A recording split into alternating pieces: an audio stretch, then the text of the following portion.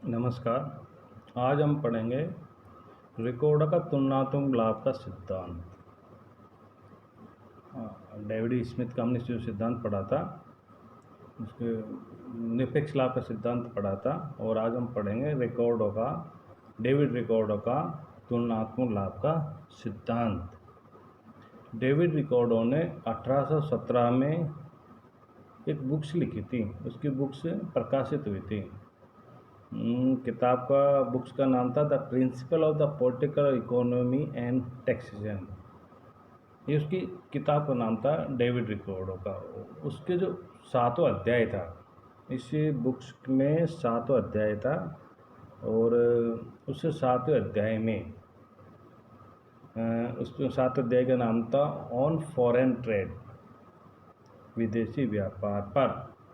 में Adam Smith ने निरपेक्ष लाभ सिद्धांत में सुधार करते हुए, निरपेक्ष लाभ का सिद्धांत जो एडम स्मिथ ने दिया था उसमें सुधार करते हुए तुलनात्मक लाभ सिद्धांत, जिसे दूसरे रूप में हम तुलनात्मक लागत कॉम्परेटिव कॉस्ट सिद्धांत भी कहते हैं, का प्रतिपादन किया था उस बुक्स के 7वें अध्याय में। रिकॉर्डो ने इस सिद्धांत की रचना स्वयं द्वारा प्रतिपादित श्रम मूल्य सिद्धांत या मूल्य का श्रम सिद्धांत के आधार पर की है। मूल्य के श्रम सिद्धांत के अनुसार किसी वस्तु का मूल्य निर्धारण उस वस्तु में निहित श्रम की मात्रा द्वारा होता है। उसमें उस वस्तु में कितना श्रम लगता है, इस आधार पर उस वस्तु का मूल्य का निर्धारण होता है। ये कहलाता है मूल्य का श्रम सिद्धांत। रिकॉर्डो के अनुसार श्रम द्वारा उत्पादित वस्तु की तुलनात्मक मात्रा द्वारा श्रम का तुलनात्मक मूल्य भूतकाल में निर्धारित होता था और वर्तमान में भी होता है। मूल्य का श्रम सिद्धांत घरेलू व्यापार पर तो लागू होता है, किंतु अंतर्राष्ट्रीय व्यापार पर लागू नहीं होता, क्योंकि रिकॉर्डो ने बताया कि वह नियम जो एक देश में वस्तुओं के मूल्य को नियमित करता है वह दो देशों के बीच लागू नहीं होता। पुर्तगाल में हम उदाहरण देते, पुर्तगाल और इंग्लैंड का इन्होंने उदाहरण दिया था। पुर्तगाल शराब की जो मात्रा इंग्लैंड को कपड़े के निर्यात, वापिस दोहराता हूँ मैं, पुर्तगाल में शराब की जो मात्रा इंग्लैंड को कपड़े के बदले निर्यात करता है वह उसमें निहित श्रम की मात्रा के बराबर नहीं होता। ऐसा तब होता है जब दोनों ही वस्तुएं एक देश में उत्पन्न होती हैं। यह है डेविड रिकॉर्डर का तुलनात्मक लाभ का सिद्धांत। इसको मोर डीपली अध्ययन करते हैं। मूल्य के श्रम सिद्धांत के अंतर्राष्ट्रीय व्यापार को समझने में असफलता का प्रमुख कारण रिकॉर्डो के अनुसार श्रम की अंतर्राष्ट्रीय अगतिशीलता है। रिकॉर्डो ने यह माना कि एक देश के अंदर श्रम एक से दूसरे उद्योग तथा एक स्थान से दूसरे स्थान में जाने को लेकर पूर्णतः स्वतंत्र तथा गतिशील होता है, किंतु श्रम की यह गतिशीलता एक राष्ट्र से दूसरे राष्ट्र में बिल्कुल नहीं पाई जाती, पूर्णतः प्रतिबंध होती है।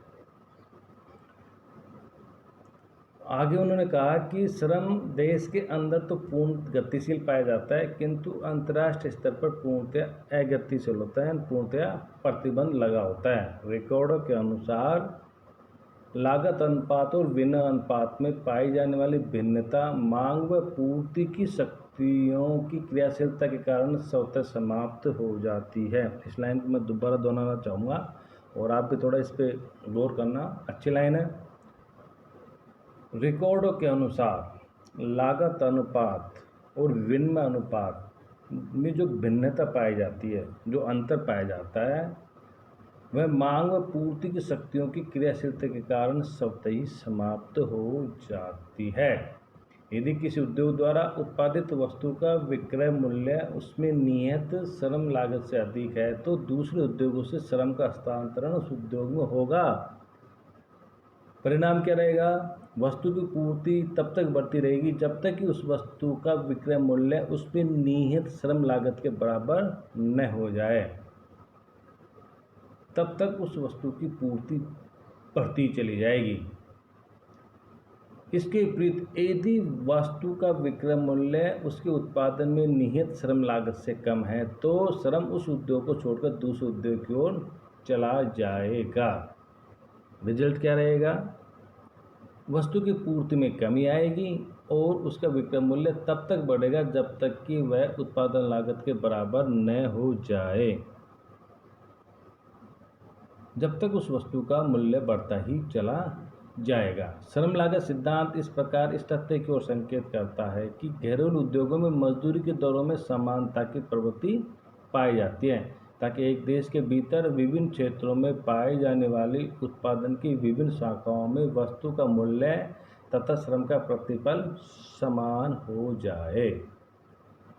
लेकिन उपरोक्त जो हमने चीज़ें बताई हैं वो दो राष्ट्रों के बीच में नहीं पाई जाती, यानी एक देश के भीतर ही ये चीज़ें संभव है, बातें संभव है। दो राष्ट्रों के बीच में विभिन्न बहुत सारे प्रतिबल लगे रहते हैं, इस कारण ये नहीं पाई जाती। दो राष्ट्रों के बीच में यह संभव नहीं है क्योंकि भिन्न राष्ट्रों में श्रम की गतिशीलता नहीं पाई जाती। किंतु यदि दो राष्ट्रों के बीच वस्तुओं का विनिमय अनुपात उसमें निहित श्रम अनुपात से भिन्न है, वापिस दोहराता हूँ, यदि दो राष्ट्रों के बीच वस्तुओं का विनिमय अनुपात उनमें निहित श्रम अनुपात से भिन्न है तो अंतर्राष्ट्रीय व्यापार के होने के पर्याप्त अवसर हैं। किंतु यहाँ एक क्वेश्चन फिर उठता है कि अंतर्राष्ट्रीय वस्तु विनिमय का आधार क्या हो। इसके लिए रिकॉर्डों ने तुलनात्मक लाभ या लागत सिद्धांत का प्रतिपादन किया। क्यों किया तुलनात्मक लागत सिद्धांत? अंतर्राष्ट्रीय वस्तु विनिमय का आधार क्यों हो, इसको समझाने के लिए रिकॉर्डों ने तुलनात्मक लाभ का सिद्धांत का प्रतिपादन किया अपनी बुक्स में। रिकॉर्डों के अनुसार प्रत्येक राष्ट्र उस वस्तु के उत्पादन में विशिष्टीकरण प्राप्त करेगा जिसमें उसकी उत्पादन लागत तुलनात्मक रूप से कम है।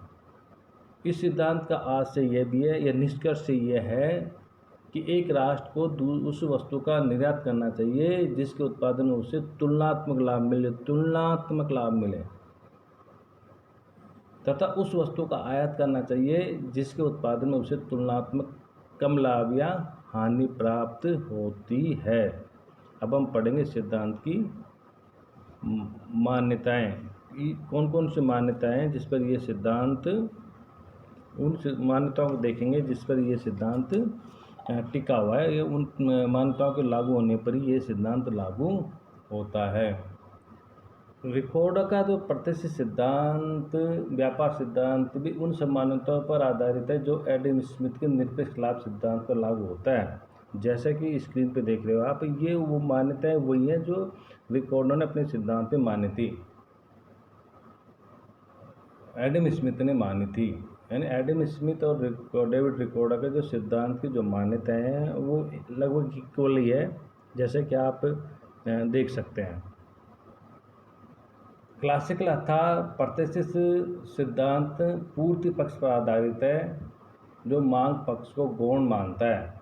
रिकॉर्डो का सिद्धांत निम्न मान्यताओं पर आधारित है। नंबर 1, उत्पादन में केवल एक साधन श्रमी ही होता है, अतः ये मूल्य के श्रम सिद्धांत पर आधारित है, यानी एक ही साधन से प्रोडक्शन किया जा सकता है। नंबर 2, श्रम पूर्णतः समरूप होता है, अर्थात श्रम की कार्यकुशलता, उद्योग व स्थान आदि में भिन्नता नहीं पाई जाती। तीसरा, उत्पादन के साधन देश के भीतर पूर्णतः गतिशील होते हैं जबकि दो भिन्न राष्ट्रों के बीच पूर्णतः अगतिशील होते हैं। नंबर 4, उत्पादन में स्तर प्रतिफल पाया जाता है या स्तर लागत पाई जाती है। नंबर 5, यह दो राष्ट्र, दो वस्तु तथा एक साधन 2x2x1 मॉडल पर आधारित है।